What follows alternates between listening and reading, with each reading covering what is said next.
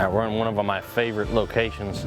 This is the ideal spot on this farm as far as knowing where the turkeys are at. This is where they all seem to come out of this bottom. This is what I call it, a gap. We've got two big oak trees. It's just a gate opening. And over the years, one of my favorite things to do is run these trail cameras. And you can get a really, really good idea of how many longbeards you have on your property.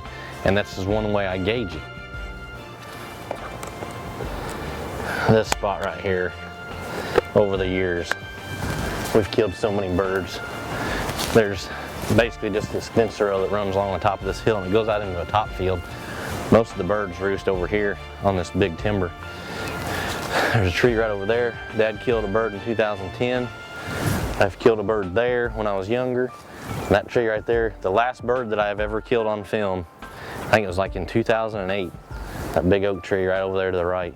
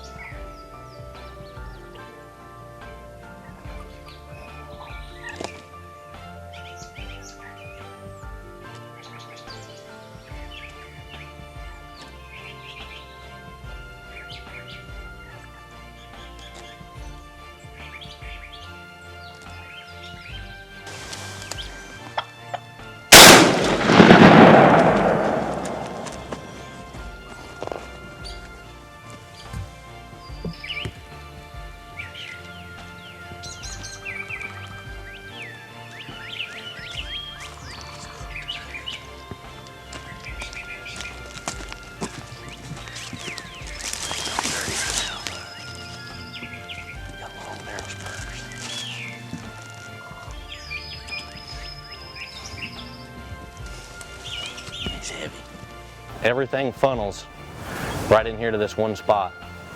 It's ideal. So we checked the trail cameras, and just like previous years, we've got several longbeards coming through with a pile of hens.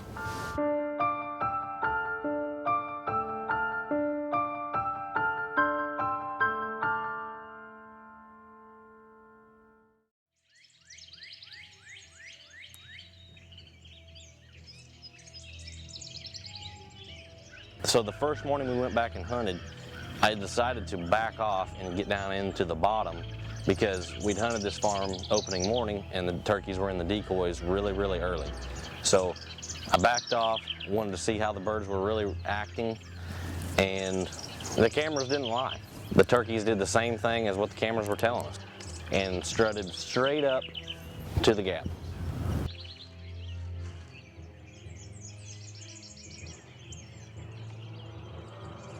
Kind of the same scenario as what the cameras were telling us. We had one big bird that was probably a 4-year-old. He was very distinguishable, had a big, long, thick beard, and the other 3 that were chasing him. Every picture we got, there was, 3 longbeards chasing the solo. And that morning when we backed off, one solo struts up to the gap, 3 coming behind him, and they left the hens. That's all they wanted to do was chase each other around.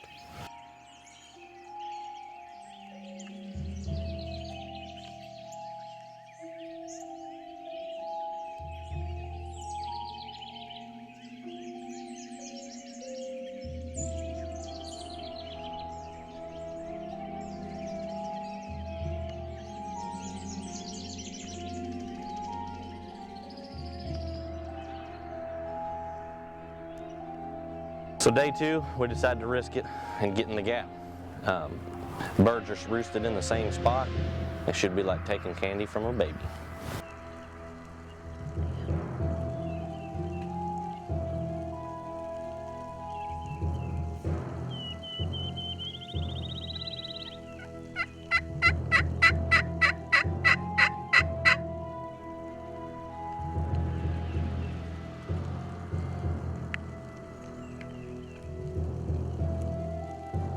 this bigger bird that we had on the farm, it seemed like every time he would make his mind up to do something, those other three would say, well, no, you're not doing that. It was weird because he'd make his mind up to start coming up the hill to us, and their heads would flush different color. They'd turn kind of into that fight and challenge pose, and they would change his mind. He would immediately slick down and start pecking like a hen. And they just had him beat down so bad that he couldn't do anything that he wanted to do.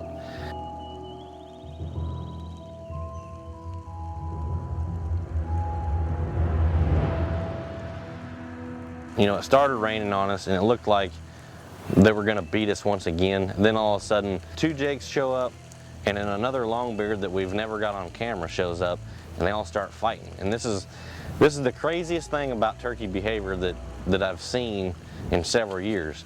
You've got, one big longbeard that I'm guessing is a 4-year-old.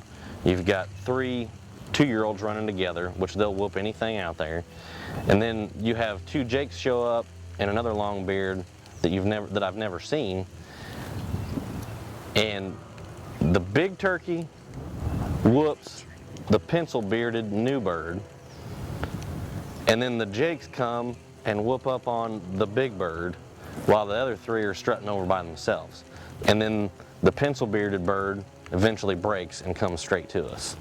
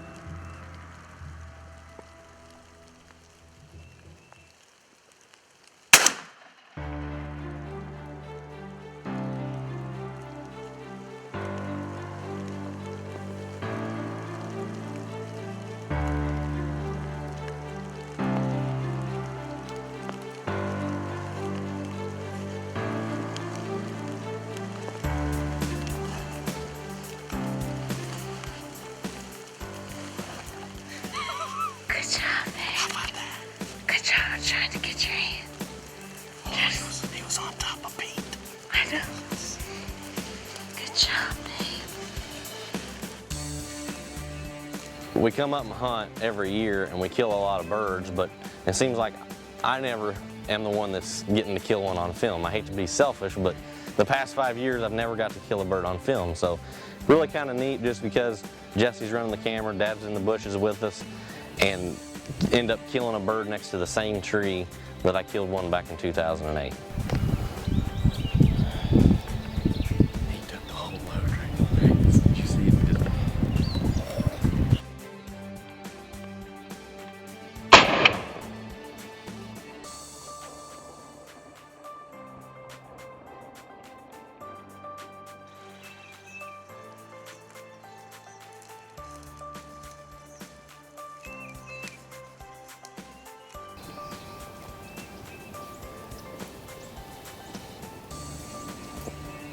Looks like it's in focus to me. Think you can run it? I don't know. Now, come over here on this side. You look at I don't know. you look at it. Here. Oh my. Turn face me now. Is it, how is it, or no? Yeah, it's good. Okay. You the cameraman, man. I had it set. And it's seriously like going to the college party nobody ever wants to go to. It's just a bunch of guys running around trying to show everybody how tough they are, and they're not even paying attention to the women. And we finally picked at them long enough and just had to get in the right spot basically. And it looks like she did a pretty good job of filming it. You know I did. What are You know? talking about?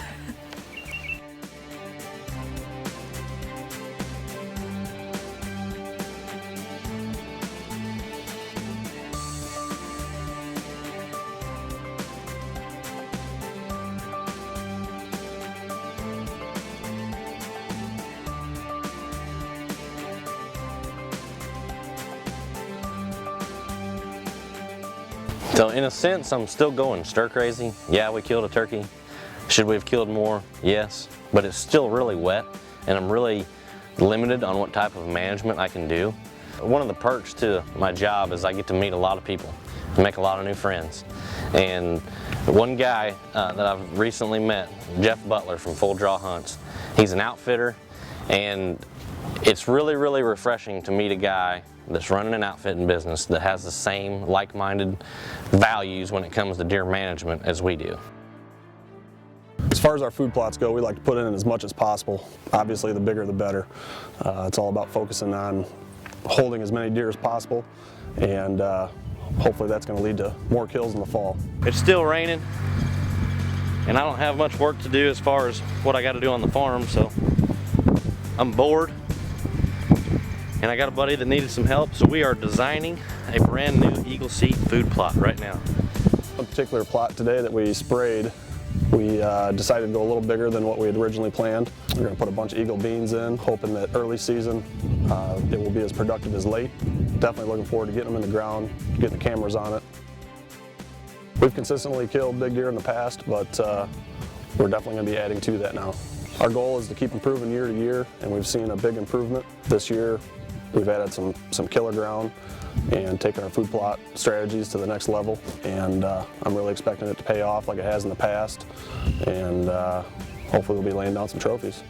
I can guarantee you in the next couple weeks we're going to be getting some Pennington seed in the ground and also some Eagle Seed Forage beans.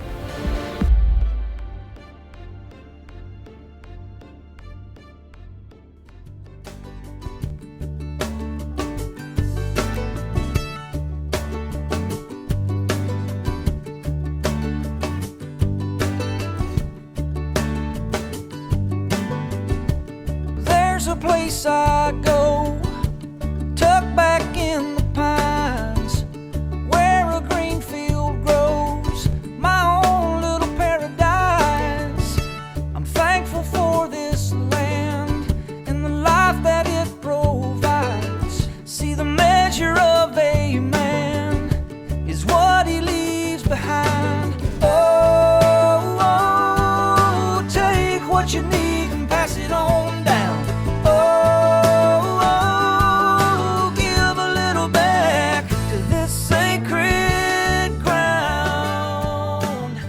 Sometimes you just got to get on old Chucky. Let him loosen up a little bit.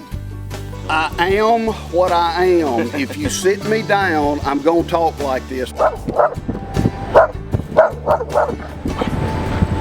trails in pine plantations, nothing can be better. That'd have been good if he hadn't have just bulldozed the camera.